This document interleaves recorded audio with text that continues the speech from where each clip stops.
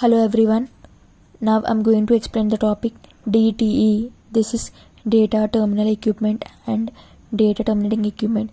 This is the equipment. This is used as a source or destination for binary digital data. This is DTE. This uses the binary data, that is zeros and ones, at the source and at the destination. So it generates the data and passes them along the necessary control to DCE. This generates the data and passes the data. In this way, it passes the data to DCE, data circuit terminating equipment, and this device uses a serial transmission for transmitting the data by serial port. It uses the serial transmission mode, and this is used only at the physical layer. This can be a router, switch, printer, anything. So DTE, it cannot directly communicate with one another. This DTE and this DTE cannot communicate directly with one another. That's why we use intermediary device in between. These are DCE. These are used as intermediary devices. So now next we are going to discuss about the topic DCE. So now when it comes to the second topic, DCE, data circuit terminating equipment, this is used as intermediary device between two DTEs. So it transmits and receives data in the form of analog or digital signal. It transmits, as I've told you, right?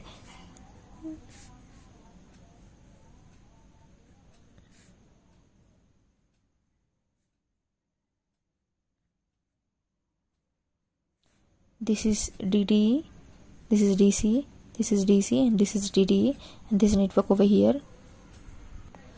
All these things are used at the physical layer, same as DTE. Here this uses the binary data, and this data is converted into appropriate signals, that is analog or digital signals.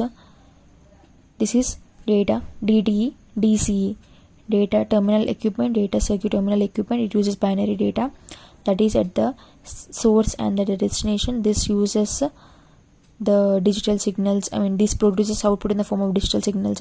It is used at the as a transmitter, and this is a receiver and this is transmitter. It receives signals over here and it just transmit over here. Done. Okay.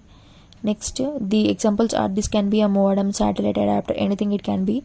So basically the work of this is it DTE generates data and passes them to DCE, and it converts data into acceptable transmission medium and converts this signal into this signal. So DCE1 sends to DCE2. So it provides interface between the DTE and the network.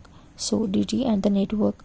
And DCE, it performs tasks like error checking and flow control. All these tasks are performed by DCE. Thank you.